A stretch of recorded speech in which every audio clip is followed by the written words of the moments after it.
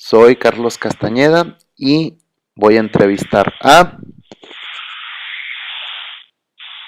Marina Beltrán. Ok, muy bien, primera pregunta. ¿Cómo se veía al comunismo por los años del 68? Pues nos espantaba mucho. Se veía como algo, sobre todo para mi familia que éramos católicos y teníamos otras creencias, pensábamos que era cosa del demonio y que nos iban a quitar lo poco que teníamos para dárselos a los pobres, que ya no iba a haber clases sociales, que todos íbamos a ser pobres, y porque así era lo normal según los comunistas. Uh-huh. Ok. ¿Supiste que Fidel Castro estuvo en México durante los años del 55 y el 56? Sí, bueno, lo supe ahora, antes no, ni siquiera, bueno, Fidel Castro no era una persona como para tomarse en cuenta cuando estuvo en México. Ahora, cuando ya fue el mandamás de Cuba, pues él mismo relataba que vivió en México, en el DF, que hizo así un grupo de personas con sus tendencias también comunistas, y que esas personas le ayudaron con medios económicos para comprar un barquito, decía él, que compró en Veracruz. Bueno, eso es lo que se sabe, que compró en Veracruz, y en ese se fue a hacer la toma del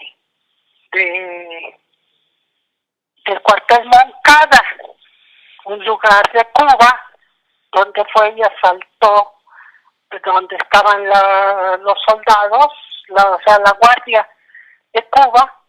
Lo tomó, de ahí tomaron rifles y todo, y fue cuando empezaron la revolución cubana. Ok. ¿Se escuchó en las noticias sobre las marchas estudiantiles en Francia? Apenas ahora, pero pues como que ya dices, mira, pues también allá, pero como que no le das importancia, porque no fue nada más en Francia, fue en varios países de Europa, en la época antes tal vez de que empezaran la de México. Ujú. De hecho, la de Francia fue el mismo año, meses antes que la de México. Eso no lo he tomado en cuenta, pero no nada más en Francia, sino también en España, en Estados Unidos, en varias partes. Ujú. Bueno, se supo en México de las elecciones presidenciales adelantadas en Francia por estas marchas. Yo no lo supe. Ok. ¿Qué se decía sobre los hippies en Estados Unidos? En Estados Unidos no sé qué se decía, Pero pero en México, ¿de qué opinaban en los... México, en México causaron furor. Yo estuve enamorada de la moda hippie, me vestí como hippie, claro, sin llegar a tener el mismo comportamiento que ellos, pero pues fue una moda muy padre para mi modo de ver y para el de todas las, en ese tiempo, muchachas de mi generación, porque pues era algo muy exótico, muy llamativo, muy padre, algo que jamás se nos ocurrió que pudiéramos usar. Ok. ¿Qué se supo del concierto Woodstock en el 69? Yo no supe, bueno, sí supe que había un concierto, pero no lo tomé en cuenta. Y después, cuando hicieron el de Avándaro, aquí en México, no, pues te dabas cuenta de que aquí era todos los nacos del mundo juntados ahí, para nada gente de razón, sino que puros nacos, marihuanos, borrachos, todo asqueroso. ¿Cómo se veía a la juventud en México? ¿En qué época? ¿En qué año? Eh, por el 68 y el 71, cuando fue lo del concierto de Avándaro. ¿Cómo se le veía a la juventud en ese entonces? Cuando fue lo del 68, pues a la juventud se le veía como que le estaban manipulando para que atacara, yo así lo veía, le estaban manipulando para que atacara a los ciudadanos. Entonces, la gente no salía ya después de las 7 de la noche, porque qué tal si venían los estudiantes en una marcha y quién sabe qué nos irían a hacer. Y cuando el 71, pues eso fue muy, como fue tan lejos, realmente lejos de lo que es la Ciudad de México, pues allá hicieron su festival y ellos le dijeron festival, pero todas las crónicas y todo, las fotos y todo, pues tú decías, esto no fue más que pues un montón de adictos ahí consumiendo todo tipo de drogas, y pero allá no causó, hablaban y todo y criticaban y todo, pero nunca tuvo una repercusión en la ciudadanía. Ok. ¿Qué se decía sobre Franco en España y el movimiento estudiantil? Nunca supe nada de eso. De España, toda mi generación, lo único que veíamos eran las películas que mandaban y creíamos, toda mi generación creíamos que España era como vivir dentro de una película, con la ropa tan bonita que sacaban Pili Mili, Rocío Dúrcal, Marisol. Creíamos que todo era felicidad en España, porque aparte pues sacaban casas muy bonitas, los autos, todo era muy bonito. Okay. Yo hasta ahora supe que existió un tal Franco que no sé qué tantas cosas les hizo. Antes nunca oí hablar de ese señor. Ok. Luego, considerando los eventos anteriores, ¿me podrías hablar sobre la marcha en México del 68? Pues fue una marcha y después continuaron con todo lo demás, que culminó con la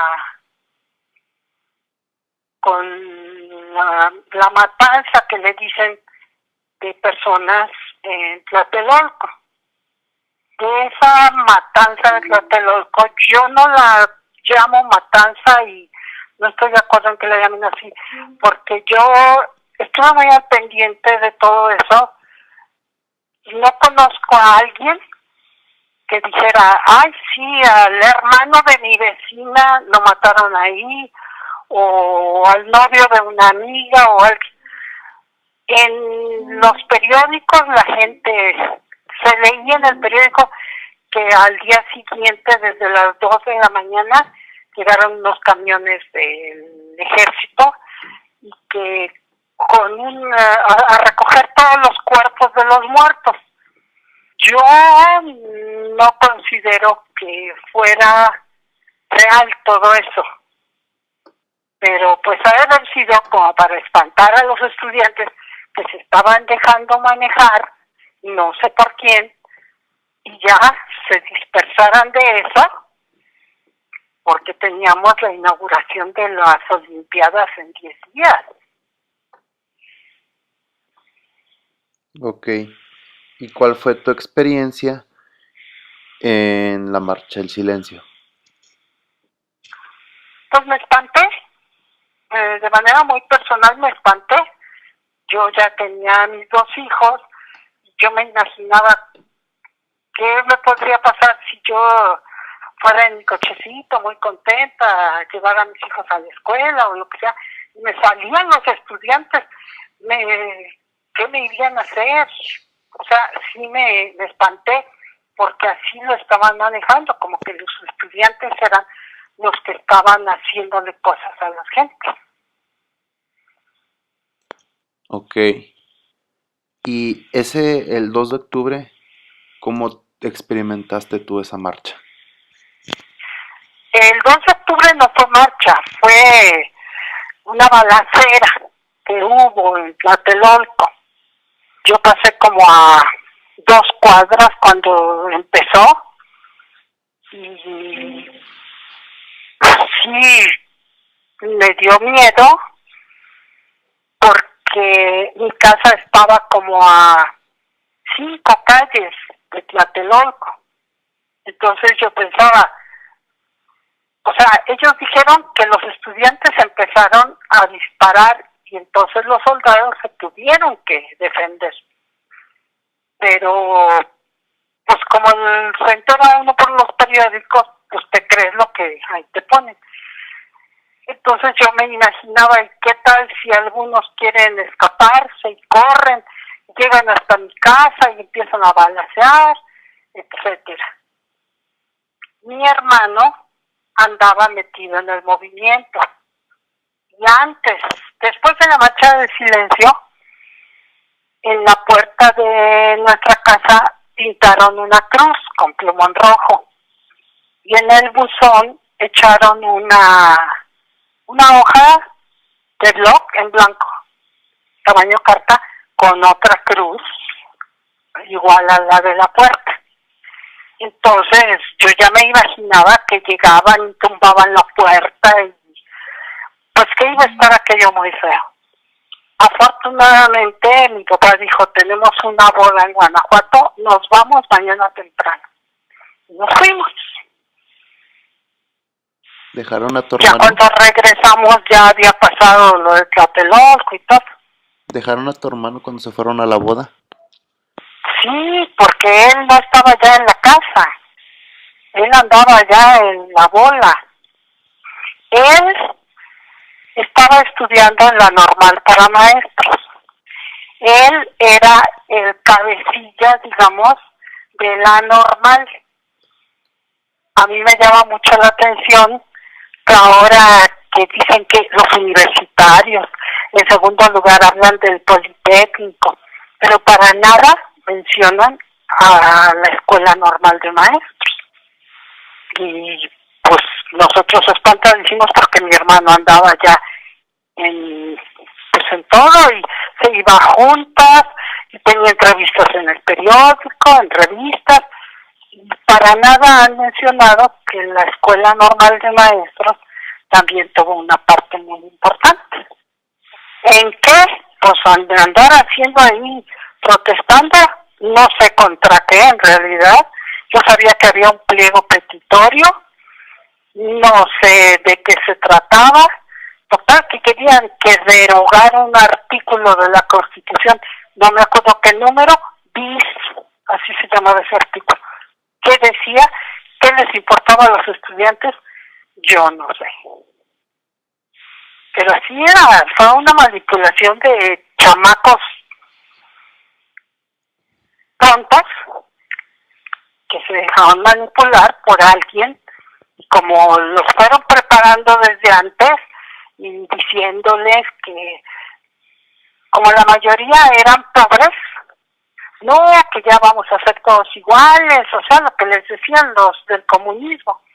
Ustedes todos ya no van a ver a alguien más arriba que ustedes, todos van a ser iguales, las casas de los ricos con tantas recámaras van a ser ocupadas por ustedes, porque todo va a ser, todo es para el pueblo y bla, bla, bla. Entonces, Entonces, pues estos se emocionaron y dijeron, pues a todo dar. Y por eso se dejaron llevar. Ok. ¿Ustedes cómo se dieron cuenta que tu hermano estaba metido en el movimiento? Porque antes de que empezara a ponerse la cosa tan dura, pues él vivía en la casa y llegaba y platicaba y que habrá esto y lo otro. Mi papá nunca estuvo de acuerdo con él y él estaba en contra de mi papá porque aunque nosotros gozábamos de una buena posición económica, a él le habían lavado ya el cerebro y llegó a decirle a mi papá, es que tú no entiendes de esto porque tú no eres más que un burro cargado de dinero. O sea, mi papá hizo su dinero, su fortuna, a base de hacer negocios. Él no fue a la escuela, él venía de un pueblo de Guanajuato. Entonces, cuando llegó al DF, empezó a hacer negocios, le empezó a ir muy bien y no tuvo necesidad de ir a una universidad o a un politécnico para tener un título. Él, con sus negocios, hizo su ranchita, digamos, y con eso pues vivíamos muy bien. Y mi hermano, que también vivía muy bien, porque solo éramos 3 hijos, lo empezaron a manipular y todo, hasta el punto que llegó a decirle a mi papá que era un burro cargado de dinero. Okay. ¿Quién crees que lo manipuló? En la normal había muchos maestros rojillos, muchos. Y en vez de ir y darte una clase de higiene escolar o de lógica o de otra cosa, empezaban a hablar de que el gobierno en México era muy ratero, que nos tenía sojuzgados y que bla, que hay como en otras partes empezaban a decir, sobre todo Cuba, pues estaba muy de moda, porque acababa de derrotar a los capitalistas que tenían presos a todos los cubanos y los tenían de esclavos y no sé qué tanto, y acababa de triunfar la revolución cubana. O sea que ellos querían que México fuera lo mismo. Entonces que los muchachos que nunca habían oído esas cosas ni la manera de hablar de esos maestros, pues se emocionaron y pensaban que todo iba a ser bonito, porque aparte decían que el hombre en Cuba ya era un paraíso para todo el mundo y que todos tenían de todo y que bla, siendo que es una gran mentira.